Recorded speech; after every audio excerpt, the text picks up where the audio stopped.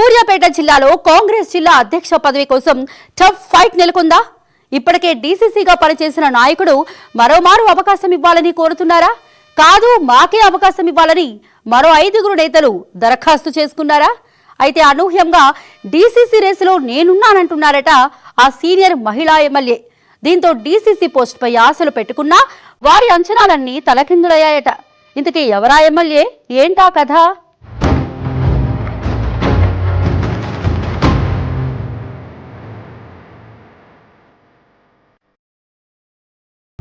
Suryapet DCC కోసం ఆశావహుల ప్రయత్నాలు.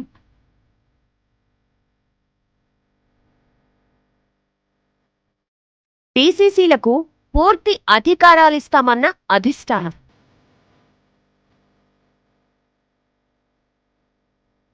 DCC రేసులో కోదాడ ఎమ్మెల్యే పద్మావతి.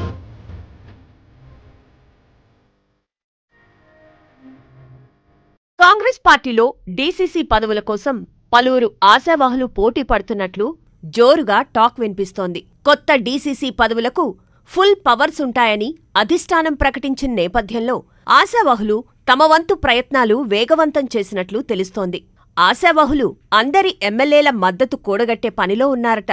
కొత్తగా నియమించే డీసీసీలకు రాష్ట్ర ఎన్నికల కమిటీలో సభ్యులు ఉంటారని, జిల్లా స్థాయిలో ఎమ్మెల్యే, పార్లమెంటు అభ్యర్థుల ఎంపికలో డీసీసీల నిర్ణయం కీలకంగా ఉంటుందని తెలంగాణ రాష్ట్ర వ్యవహారాల ఇన్ఛార్జ్ మీనాక్షి నటరాజన్ స్పష్టం చేశారు. ఇప్పటివరకు జిల్లాలకే పరిమితమైన పార్టీ ప్రెసిడెంట్లు ఇక నుంచి పీసీసీ స్థాయి కమిటీల్లోనూ ప్రాధాన్యత కల్పిస్తారు. కాబట్టి డీసీసీ అధ్యక్షులుగా ఇప్పుడున్న ఎమ్మెల్యేలు దరఖాస్తు చేయొచ్చనే ప్రచారం జరుగుతోంది. అంతేగాక మాజీ మంత్రులు, మాజీ ఎమ్మెల్యేలు, ఎమ్మెల్సీల నుంచి దరఖాస్తులు తీసుకోమని జిల్లాలో పర్యటిస్తున్న ఏఐసీసీ పరిశీలకులుగా ఆదేశాలు అందాయి.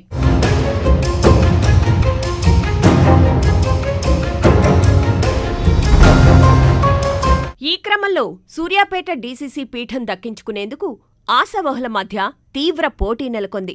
సూర్యాపేట జిల్లా ప్రస్తుత డీసీసీ అధ్యక్షుడు చెవిటి వెంకన్న యాదవ్కు తెలంగాణ రైతు సంక్షేమ కమిషన్ సభ్యుడిగా అవకాశం దక్కింది.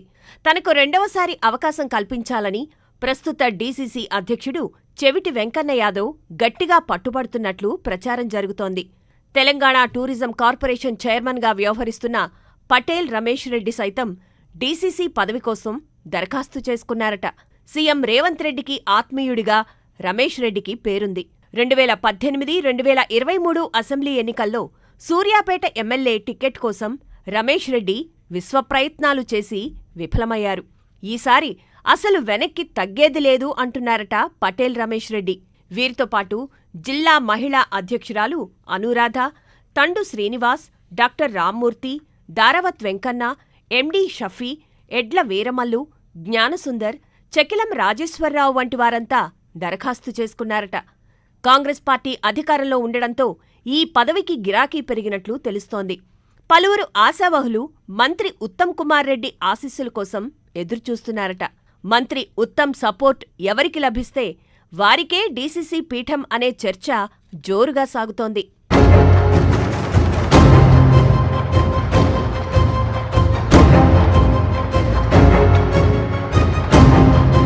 అయితే జిల్లాలో ఎవ్వరూ ఊహించని విధంగా తెరపైకి కోదాడ ఎమ్మెల్యే పద్మావతి పేరు వచ్చింది.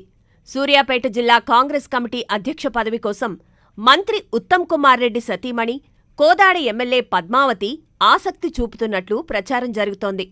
ఇప్పటికే ఆమె దరఖాస్తు చేసుకున్నట్లు టాక్ వినిపిస్తోంది.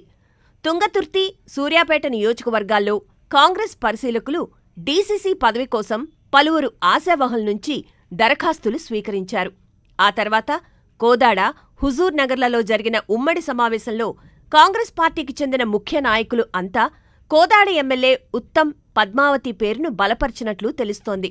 ఇటీవల ఢిల్లీలో తెలంగాణలోని డీసీసీ అధ్యక్ష పదవుల కోసం జరిగిన సమావేశంలో సూర్యాపేట నుంచి కోదాడ ఎమ్మెల్యే పద్మావతి పేరు ప్రముఖంగా వినిపించినట్లు తెలుస్తోంది.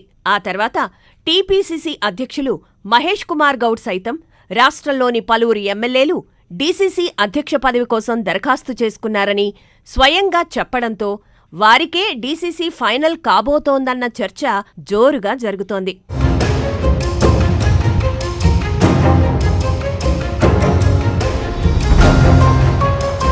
సూర్యాపేట జిల్లా కాంగ్రెస్ అధ్యక్ష పదవి మంత్రి ఉత్తమ్ కుమార్ రెడ్డికి సంబంధించిన వారికి దక్కుతుందని కేడర్లో తొలి నుంచి ప్రచారం జరుగుతూనే ఉంది.